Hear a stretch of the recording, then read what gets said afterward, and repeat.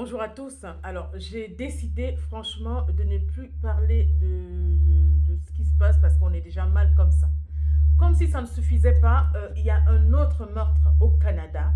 Et là, cette fois-ci, c'est à Toronto. C'est un jeune Africain d'origine ghanéenne du nom de Marvin, âgé de 22 ans, tout simplement, qui a été retrouvé tué par balle dans son appartement. Donc, c'est un jeune Ghanéen qui s'appelle Marvin. D'accord.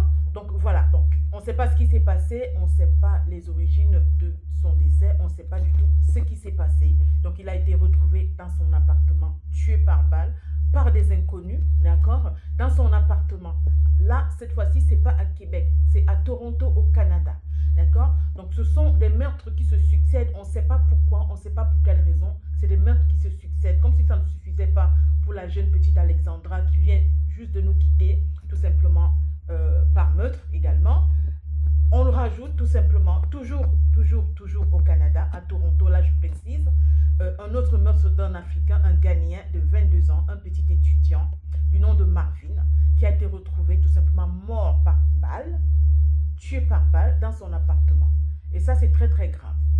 Pour moi, c'est inadmissible, j'arrive même pas à trouver mes mots. Donc ces meurtres, en fait, comme je disais tout à l'heure, ça se succède.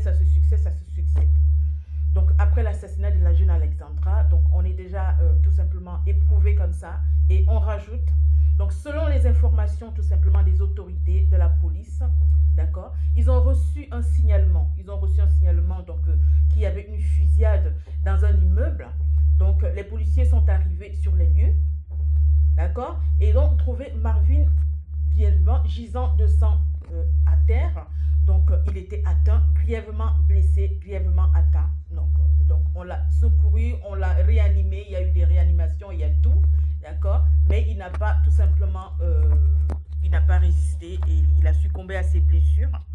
Donc la police de Toronto, a ouvert une enquête. Donc les autorités tout simplement n'ont pas encore identifié donc les suspects ni les motifs du crime. Donc on attend impatiemment ce qui va se passer. On suit l'enquête tout simplement jour après jour. Donc je donnerai les informations si j'ai quelque chose de nouveau. Là c'est terrible, franchement, il y a des choses que je n'arrive même pas à déterminer. Il y a des choses que on ne sait pas ce qui se passe, on ne sait pas pour quelle raison il a été tiré par balle. Un jeune de 22 ans, on ne sait pas. On ne sait pas ce qui s'est passé. Et voilà, donc c'est une information que j'ai reçue hier, mais je n'avais pas eu le temps de faire la vidéo. Et là, j'ai décidé de la faire aujourd'hui, une petite vidéo pour informer tout simplement l'opinion publique. Voilà, donc je vous souhaite bien évidemment beaucoup de courage et faites attention à vous, faites vraiment attention.